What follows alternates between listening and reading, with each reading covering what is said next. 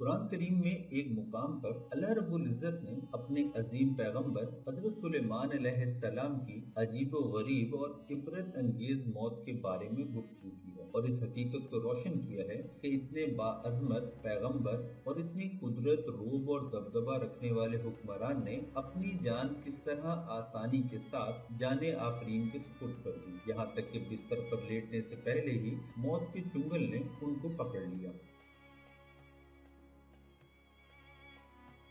جب سلیمان علیہ السلام کی موت کا وقت آ پہنچا تو وہ اس وقت کھڑے ہوئے تھے اور اپنے عصا پر تکیہ کیے ہوئے تھے۔ اچانک موت نے ان کو آ پکڑا اور ان کی روح بدن سے پرواز کر گئی اور وہ ایک مدت تک اسی حالت میں کھڑے رہے، یہاں تک کہ دیمک نے ان کے عصا کو کھا لیا، جس سے ان کا اعتدال برقرار نہ رہ سکا اور زمین پر گر پڑے۔ تب لوگ ان کی موت سے آگاہ ہوئے۔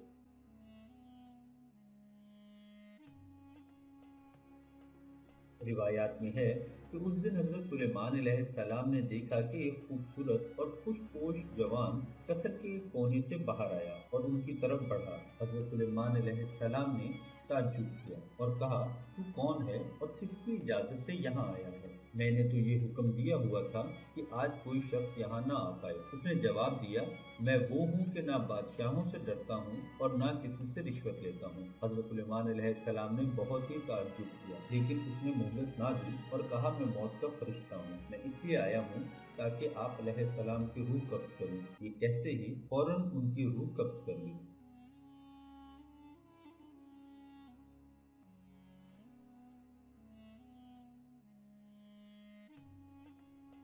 حضرت سلیمان علیہ السلام کی موت ان کے کارکنان حکومت پر کتنی مدت تک مخفی رہی صحیح طور پر واضح نہیں۔ وہ 1 سال تھا، 1 ماہ تھا یا چند روز؟ مفسرین اس سلسلہ میں مختلف نظریات پیش کرتے ہیں۔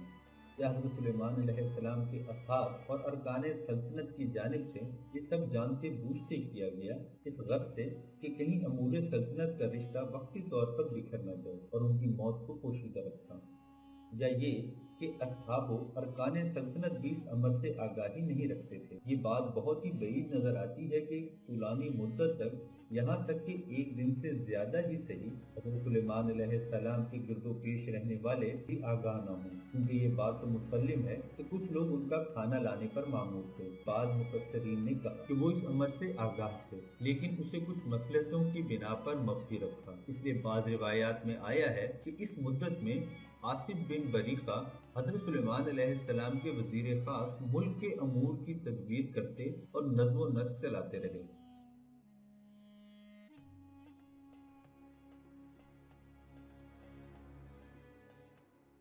کیا حضرت سلیمان علیہ السلام کھڑے ہوئے عصا کے ساتھ ٹیک لگائے ہوئے تھے یا بیٹھے ہوئے اپنے ہاتھ عصا پر رکھے ہوئے تھے اور سر کو ہاتھوں پر ٹکائے ہوئے تھے اور اسی حالت میں ان کی روح قبض ہو گئی اور وہ ایک مدت تک اسی طرح رہے؟ اس سلسلے میں مختلف احتمالات ہیں، اگرچہ آخری احتمال زیادہ نزدیک نظر آتا ہے۔ اگر یہ مدت طولانی تھی تو کیا غذا کا نہ کھانا اور پانی کا نہ پینا دیکھنے والوں کے لیے کوئی مسئلہ پیدا نہیں کرتا تھا؟ چونکہ حضرت سلیمان علیہ السلام کے تمام کام عجیب و غریب تھے، لہٰذا وہ شاید اس مسئلہ کو بھی عجیب و غریب شمار کرتے تھے۔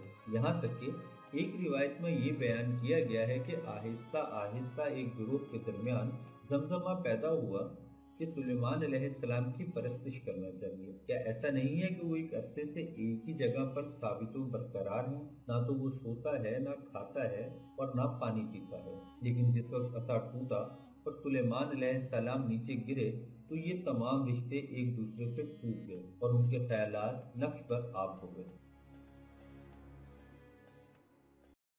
قرآن کریم میں بیان ہے، پھر جب ہم نے ان کے لیے موت کا حکم صادر کیا تو کسی چیز سے ان کا مرنا معلوم نہ ہوا مگر بھنکے کیڑے سے جو ان کے عصا کو کھاتا رہا۔ پھر جب وہ گر پڑے تب جنوں کو معلوم ہوا اور کہنے لگے کہ اگر وہ غیب جانتے ہوتے تو ذلت کی تکلیف میں نہ رہتے۔